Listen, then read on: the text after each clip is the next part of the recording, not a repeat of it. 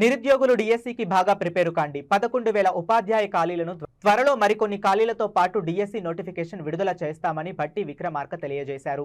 గాంధీ భవన్లో deputy CM బట్టి విక్రమార్క ప్రభుత్వ పాఠశాలల్లో విద్యార్థుల సంఖ్యకు అనుగుణంగా ఉపాధ్యాయులు లేక పేద విద్యార్థులు ఇబ్బంది పడుతున్నారని అన్నారు. స్థానిక ఉద్యోగాలు స్థానికులకు ఇవ్వడానికే కాంగ్రెస్ పార్టీ తెలంగాణ రాష్ట్రాన్ని ఇచ్చిందని తెలిపారు.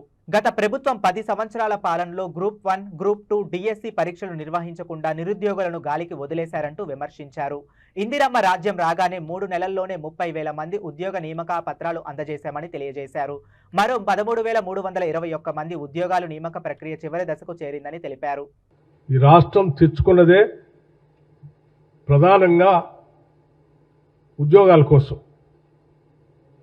నిరుద్యోగ యువతీ యువకులు తెలంగాణ రాష్ట్రంలో కొన్ని దశాబ్దాలుగా ప్రత్యేక రాష్ట్రం ఏర్పడితే మన ఉద్యోగాలు మనకే వస్తాయని, తద్వారా జీవితాల్లో స్థిరపడి కుటుంబ సభ్యుల్ని ఆదుకోవచ్చని, మన రాష్ట్ర పాలనను మనమే చేసుకోవచ్చనే ఆలోచనతో పెద్ద ఎత్తున పోరాటం చేశారు కూడా. అందులో అనేక మంది విద్యార్థి నాయకులు ప్రాణత్యాగాలు కూడా చేశారు. వీటన్నిటినీ గమనంలోకి తీసుకునే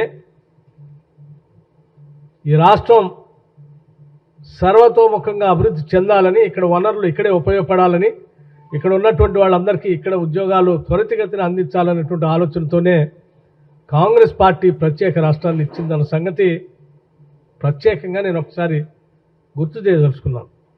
డిఎస్సి సంబంధించి నేను మరొక మాట కూడా మీకు ఇంకో శుభవార్త చెప్తా ఉన్నాం.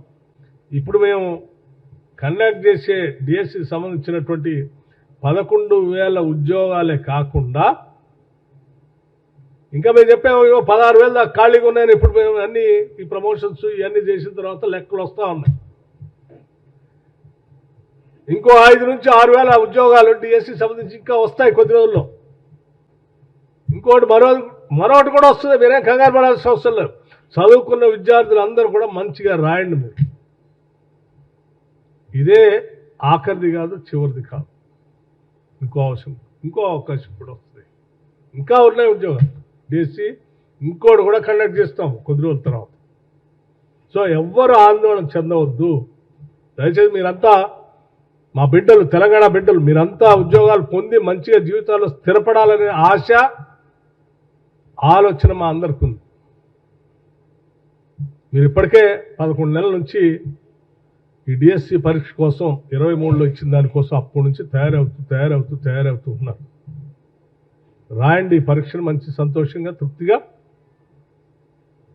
దీంట్లో సెలెక్ట్ అయిన వాళ్ళు అవుతారు. ఇంకా పరీక్షలు వస్తున్నాయి, వాటిలో అవుతారు. మళ్ళీ డిఎస్సి కావాలంటే మళ్ళీ కొన్ని రోజుల తర్వాత మళ్ళీ ఒక డిఎస్సి వస్తుంది.